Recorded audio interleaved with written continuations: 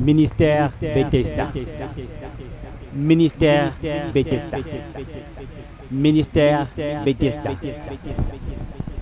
Nous avons toute l'énergie que nous mettons à entretenir notre corps, à l'embellir. Les femmes, vous faites des mèches, vous mettez vous faites le make-up, vous allez faire comment on appelle ça, le gommage, la pédicure, la manicure, toutes ces choses que vous faites pour avoir une très belle apparence. Normalement, ces choses sont censées nous enseigner les réalités spirituelles parce que l'esprit, c'est vous. Vous, ce n'est pas le corps que vous voyez. Le corps, là, c'est juste un véhicule que votre père et votre mère vous ont donné pour pouvoir vivre ici dans ce monde et réaliser des actions. Vous voyez, laisser un témoignage, manifester Dieu. C'est pourquoi Dieu a donné à l'homme la capacité de tisser ce corps et de vous le prêter. C'est un véhicule, vous allez vous en séparer. Le vrai vous, il est à l'intérieur. Regardez maintenant ce que le Seigneur dit ici dans le livre de Job au chapitre 4 verset 18. La Bible dit, si Dieu n'a pas confiance en ses serviteurs l'a mis pour les anges. Donc si Dieu n'a pas confiance en ses serviteurs, s'il trouve de la folie chez ses anges, verset 19, combien plus chez ceux qui habitent dans des maisons d'argile. La maison d'argile, c'est le corps de l'être humain. On ne dit pas combien plus les maisons d'argile, mais on dit ceux qui habitent dans les maisons d'argile. C'est comme si on disait combien plus ceux qui habitent dans des corps. Vous voyez, il dit combien plus chez ceux qui habitent des maisons d'argile qui tirent leur origine de la poussière et qui peuvent être écrasés comme un vermisseau.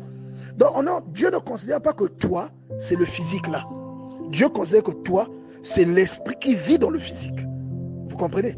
Il considère que toi, avec tes compétences, avec les instructions qu'il t'a données, il considère que toi là, ce n'est pas le corps physique que les gens voient, mais c'est celui qui vit dans ce corps. Vous voyez? Vous allez remarquer que même depuis la création, c'est même le premier principe que la Bible nous enseigne. La première page de la Bible, la première ligne, nous enseigne ce principe. Vous voyez? C'est le premier principe que la Bible nous enseigne. Bien aimé. Genèse chapitre 1, verset 1. Au commencement, Dieu créa les cieux et la terre. Et n'oubliez pas que dans la Bible, il y a beaucoup de métaphores. La Bible est un langage codé qui exprime des mystères.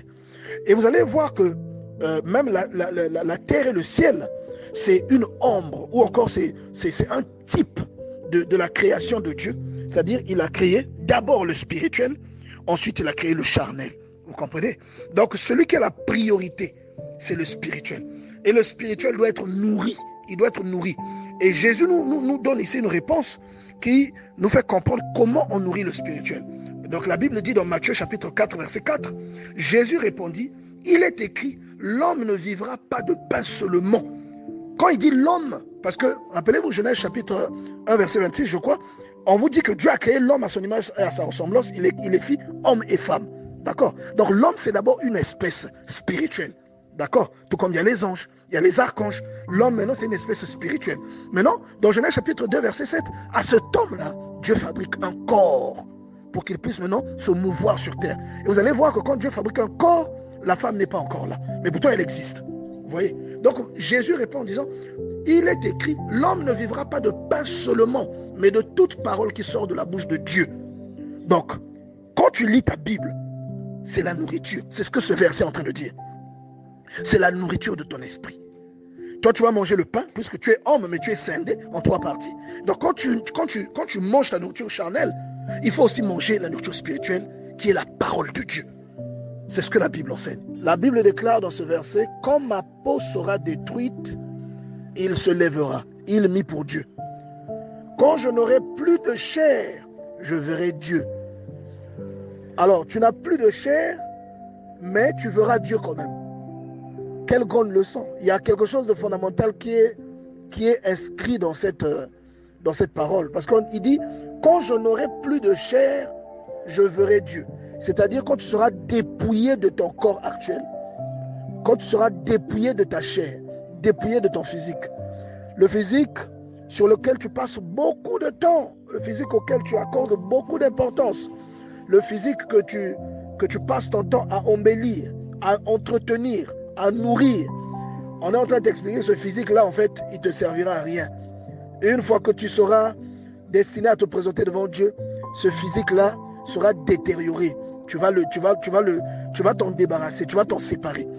Et il te dit que quand ta peau sera détruite, c'est-à-dire que tu n'auras plus de corps, tu verras Dieu.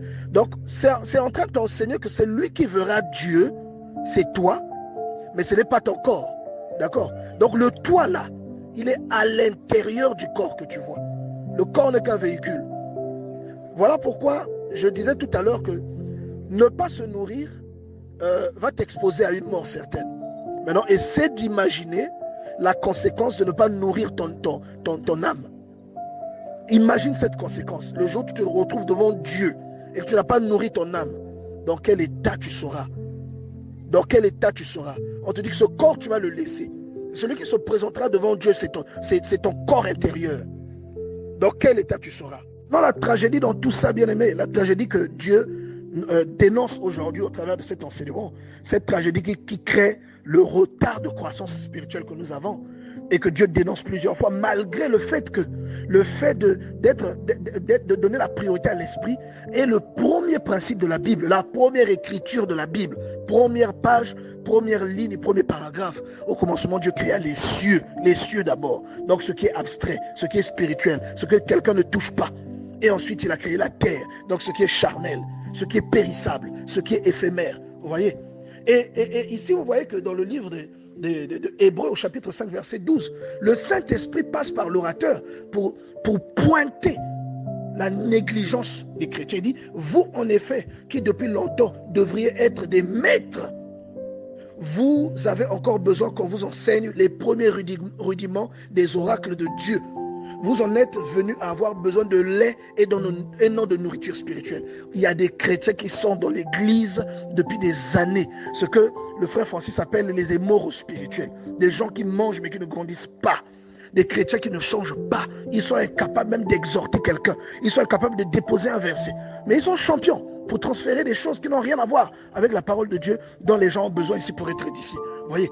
Donc des gens qui sont dans l'église, mais ils ouvrent la Bible seulement à l'église. Et même quand il ouvre la Bible, là, il lit seulement le passage que le pasteur dit. Parfois, il ne lit même pas. Il fait semblant. Il ne touche jamais à sa Bible. Mais quel genre de chrétien est-ce que nous sommes? Toi qui te conduis comme ça, tu ne lis pas ta Bible. Donc, tu es en train d'affamer ton esprit. Quel genre de chrétien es-tu? Vous voyez? Et la Bible explique que quiconque est au lait n'a pas d'expérience de la parole, de la justice, car il est un enfant. Il y a beaucoup de vieux de plus de 30 ans qui sont des enfants spirituels, simplement parce qu'ils ne respectent pas le code donné par Dieu qui consiste à nourrir son esprit autant que l'on nourrit son corps. La Bible dit que l'homme ne se nourrira pas de pain seulement, c'est-à-dire tu te nourris de pain, mais ce n'est pas tout. Et il ajoute, tu dois te nourrir aussi de toute parole qui sort de la bouche de Dieu. Vous voyez? Donc ça, tu manges le pain, mais tu dois aussi manger la parole. Vous voyez, bien aimé dans le Seigneur. Au moment que Dieu aide quelqu'un à comprendre et que cela nous fasse grandir, que nous fasse rattraper, vraiment, que ça soit une hormone spirituelle, une hormone de croissance spirituelle qui nous fasse rattraper tout le retard de croissance que nous avons acquis. Que Dieu vous bénisse. Ministère Bethesda. Ministère Bethesda. Ministère Bethesda.